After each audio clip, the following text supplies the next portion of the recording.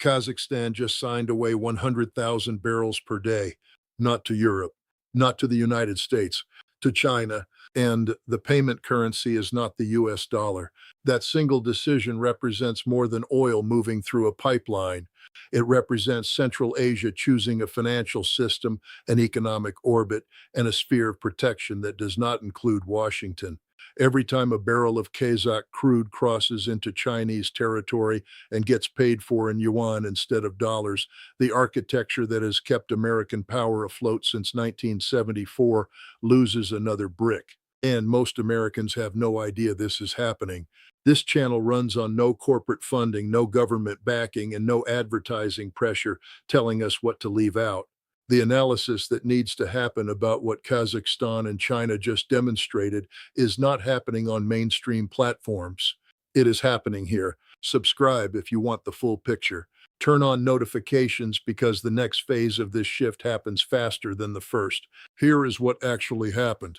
On March 14, 2025, Kazakhstan's state oil company Kazmunagas signed a memorandum of understanding with China National Petroleum Corporation to expand the capacity of the Kazakhstan-China oil pipeline by an additional 100,000 barrels per day starting in the fourth quarter of this year. The official statement described the deal as a routine infrastructure upgrade to meet regional energy demand. The press release was 3 paragraphs. It mentioned cooperation, mutual benefit, and sustainable development. It did not mention the currency structure. It did not mention the geopolitical realignment this represents. And it definitely did not mention that this pipeline expansion is phase 2 of a broader strategy to decouple Central Asian energy exports from Western financial infrastructure. The Kazakhstan-China pipeline already moves 200,000 barrels per day from the Caspian region into western China. The expansion brings total capacity to 300,000 barrels per day. That volume might sound modest compared to global oil production of 100 million barrels per day, but volume is not the story. The story is direction. The story is currency. The story is what happens when a country that sits on 30 billion barrels of proven reserves decides that its energy future flows east instead of west. Now, here is what the official narrative leaves out. Kazakhstan has spent 2 decades walking a careful line between Russia, China, and the West. Its geography makes neutrality a survival strategy. Russia sits to the north, China sits to the east, the Caspian Sea and Iran sit to the west and south. For years, Kazakhstan exported oil in multiple directions to avoid dependency on any single buyer. Crude flowed west through Russian pipelines to European markets. Crude flowed east through the China pipeline. Crude moved south by tanker across the Caspian to Azerbaijan and onward to global markets. This diversification was deliberate. It was insurance. But something changed in the last 18 months. Western sanctions on Russia closed off the European route as a politically safe option. Insurance companies refused to cover shipments. European buyers quietly stopped renewing long-term contracts with Kazakh suppliers whose crude transited Russian territory. The United States made it clear, without ever saying so directly, that energy partnerships with Moscow carried reputational and financial costs. So Kazakhstan faced a choice: reduce export volume and lose revenue, or find a buyer willing to ignore Western pressure and pay in a currency that does not require access to the SWIFT banking system or approval from Washington. China made an offer, not just to buy the oil, to build the infrastructure that makes the oil flow east permanent, to denominate payments in yuan, and to provide the financial backing that insulates Kazakhstan from Western economic coercion. That offer did not come with democracy conditions. It did not come with human rights clauses. It came with cash, construction, and certainty. Let me show you the technical structure of what this actually means. The Kazakhstan-China pipeline runs 2,800 kilometers from the Caspian coast to Alashankou on the Chinese border. It crosses some of the most remote terrain in Central Asia. The expansion adds pumping stations, storage terminals, and metering infrastructure that costs approximately $2 billion. China is financing 80% of that cost through the Asian Infrastructure Investment Bank and direct loans from Chinese state banks. Kazakhstan contributes the remaining 20%. In exchange, China gets guaranteed supply for 25 years at a price indexed to Brent crude but paid in yuan. Here is where it gets important. Paying in yuan means Kazakhstan must either hold yuan reserves, convert yuan to other currencies, or spend yuan within the Chinese economic system. All three options reduce dependence on the US dollar. If Kazakhstan holds yuan, it needs access to Chinese bond markets and yuan-denominated financial instruments.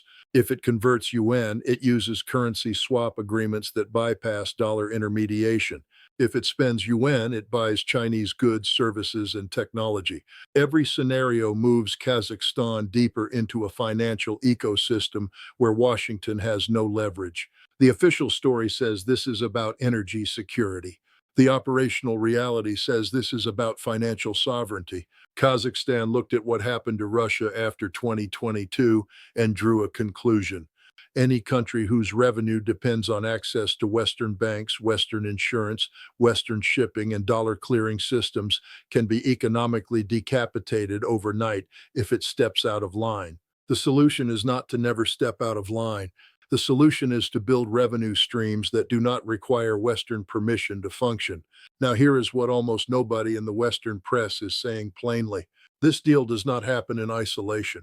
Turkmenistan signed a similar agreement with China in January 2025 to expand natural gas exports through the Central Asia-China pipeline. Uzbekistan agreed in February to settle trade with China in yuan and rubles instead of dollars.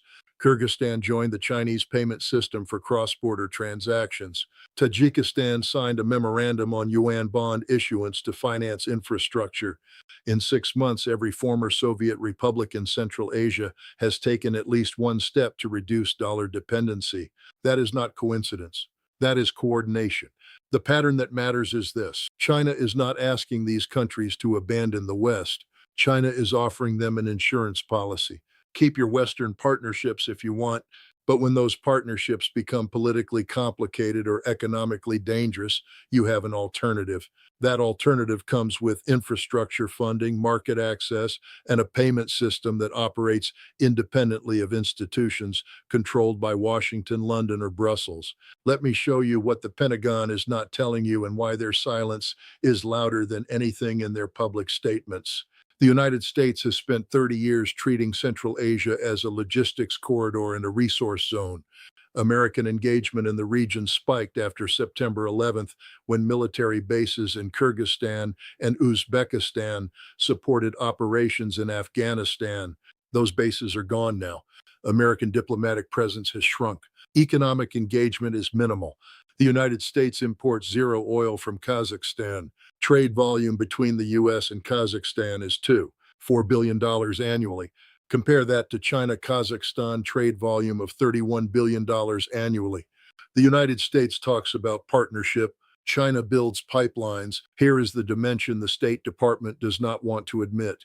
The United States has no counteroffer. Washington cannot compete with Beijing on infrastructure financing because Congress will not appropriate the funds. American companies cannot compete on pipeline construction because insurance costs and sanctions risks make projects unviable. The U.S. cannot offer an alternative payment system because the dollar-based system is precisely what these countries are trying to reduce exposure to. So, the American strategy is to complain about Chinese debt traps, warn about loss of sovereignty, and hope that fear of Beijing keeps Central Asian governments aligned with the West. That strategy is failing. The evidence is in the contracts. The evidence is in the pipelines. The evidence is in the currency denominations. And the evidence says that Central Asia is recalibrating toward the power that showed up with financing, built the infrastructure, and asked for oil in return rather than political alignment. Now, let me show you the math that explains this entire shift better than any diplomatic analysis. China consumes 15 million barrels of oil per day. Domestic production covers 4 million barrels per day. That leaves an import requirement of 11 million barrels per day. Roughly 70% of those imports transit the Strait of Malacca. The U.S. Navy controls the Strait of Malacca. In a crisis, the United States could blockade that waterway and choke off China's energy supply within 96 hours. That vulnerability is unacceptable to Beijing. So China is systematically building overland import routes that do not transit choke points the U.S. Navy controls. The Kazakhstan pipeline delivers 300,000 barrels per day after the expansion. The Russia-China pipeline delivers 800,000 barrels per day. The Myanmar-China pipeline delivers 200,000 barrels per day. Total overland imports from these three routes 3 million barrels per day. That represents 12% of China's total import requirement. 12% might not sound like much, but it is 12% that cannot be blockaded by the United States without invading sovereign territory. It is 12% that flows regardless of what happens in the South China Sea or the Taiwan Strait, and it is 12% that grows every year as more pipeline capacity comes online. Now look at the cost comparison. The Kazakhstan pipeline expansion costs $2 billion and delivers 100,000 barrels per day. That is $12,000 per barrel per day of capacity. Compare that to building liquefied natural gas import terminals and tanker fleets that remain vulnerable to interdiction. Compare that to the cost of securing sea lanes across 9,000 kilometers of ocean. China is paying a premium for geography. It is paying to move the choke point from the ocean, where the United States is dominant, to the land where China has every advantage. Here is the asymmetry that matters. Every barrel that flows through the Kazakhstan pipeline costs the United States strategic leverage. It does not cost Washington money. It does not cost American lives. It costs influence. And that cost is not measured in budgets or defense appropriations. It is measured in the slow erosion of the ability to shape outcomes through economic pressure. Sanctions work when the target needs access to your system. Blockades work when the target depends on routes you control. When the target builds alternative systems and alternative routes, those tools stop working. And the United States is discovering that you cannot rebuild leverage you already spent. The replacement rate is the killer. The United States is not building new tools of economic coercion faster than adversaries are building ways to avoid them. China adds pipeline capacity every year. Russia develops new payment systems. Iran perfects sanctions evasion. North Korea survives total isolation. Every success story of resistance teaches the next country how to insulate itself. Meanwhile, American power operates on the assumption that the world still needs access to systems Washington controls. That assumption gets tested every time a country like Kazakhstan signs a deal denominated in yuan and pays for with a pipeline the United States did not build. Now pull back from the immediate energy deal and look at the geopolitical chessboard this move sits on. China is not just buying Kazakh oil.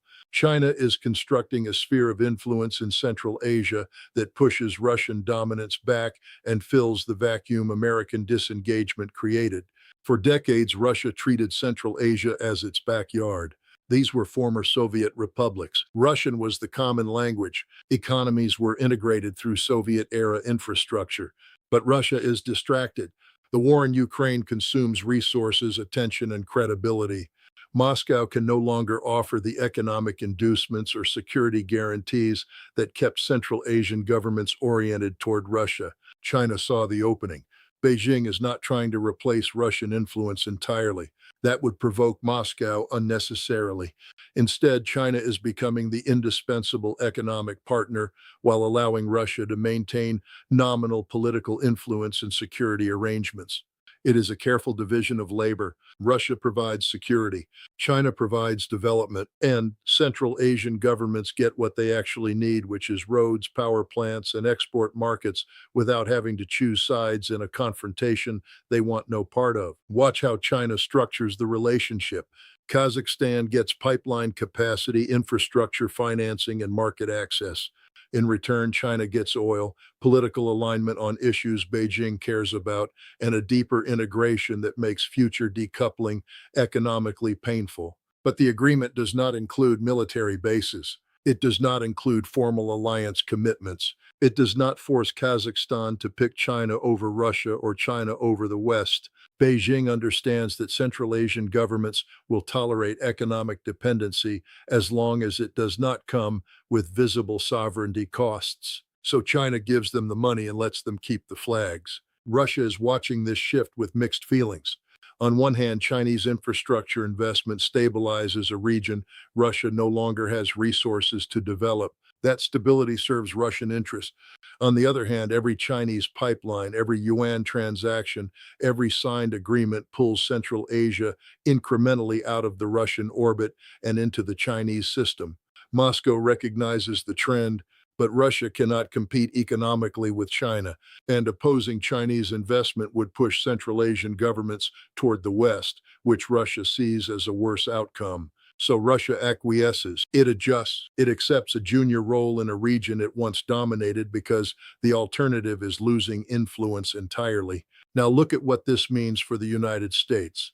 American strategists spent the last 30 years assuming that Central Asia would remain divided between Russian security influence and Western economic engagement. The assumption was that these countries would seek balance, play great powers against each other, and avoid becoming dependent on any single patron.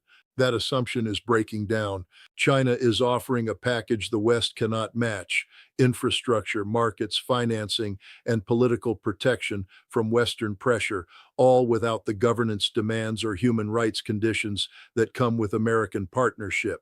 The loss for Washington is not immediate, it is cumulative. The United States does not need Kazakh oil. American energy independence means Central Asian crude is irrelevant to domestic markets. But American global power depends on the dollar remaining the primary currency for energy transactions. Every oil deal denominated in yuan instead of dollars weakens the structural demand for dollars. Every country that builds yuan reserves instead of dollar reserves reduces the ability of the United States to finance deficits by printing currency the world has no choice but to hold. The petrodollar system has been eroding since China started signing yuan-denominated oil agreements with Russia, Iran, and Saudi Arabia. Kazakhstan joining that list accelerates a trend that started years ago but is now reaching critical mass. Here is the timeline that matters. In 2020, less than 2% of global oil trade settled in yuan. In 2023, that number reached 7%. In early 2025, estimates put yuan-denominated oil trade at 12% and rising. The inflection point comes when a critical mass of producers and consumers decide that holding yuan reserves is not just viable, but preferable. That shift is not happening because yuan is stronger than the dollar. It is happening because the political risks of holding dollars, the sanctions risks of using the dollar system, and the coercion risks of depending on dollar access now outweigh the liquidity advantages the dollar once provided. Kazakhstan choosing yuan is one more brick out of the foundation. It is not the brick that collapses the structure, but the structure is not collapsing all at once. It is eroding.